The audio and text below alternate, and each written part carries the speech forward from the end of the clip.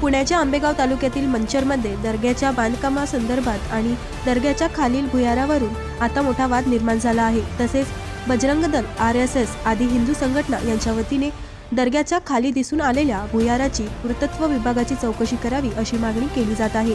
काल पोलीस प्रशासन आणि महसूल विभागाने घेतलेल्या बैठकीत दर्ग्याचा कोसळलेला भाग तात्पुरता आधार देऊन या ठिकाणी कोसळू नये यासाठी परवानगी देण्यात आली होती। त्यामुळे या ठिकाणी तणावाची परिस्थिती निर्माण झाली। सध्या ते काम थांबवण्यात आलं असून खबरदारीची बाब म्हणून पुणे जिल्हा अध्यक्ष यांच्या आदेशानुसार मंचर परिसरात कलम 144 लागू करून जमावबंदी घातली आहे। या पार्श्वभूमीवर या परिसरात सध्या शांतता आहे। मंचर हे पौराणिक शहर आहे आणि पौराणिक असून फार मोठी हिंदू वारसा आहे। या मंचरमध्ये एक पुरातन 1200 वर्षापूर्वीची एक बारव आहे। त्यानंतर इथं भगवानाचं मंदिर आहे आणि पूर्वीचं मंचरचं नाव हे मणीचर होतं।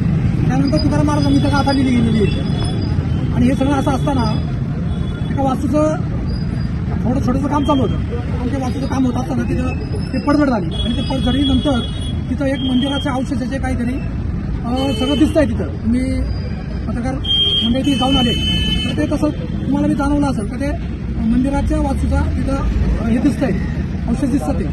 आमची कलेक्टर साहेबांना त्यानंतर सीओना आमची मागणी आम्ही केलेली आहे की त्या पुरातन जे आहे पुरातन विभागाकडून त्याची चौकशी व्हावी आणि त्याचा जो काही निष्कर्ष निघतो तो मुस्लिम धर्मियांनी आणि हिंदुंनी तो मानायला तयार आहे।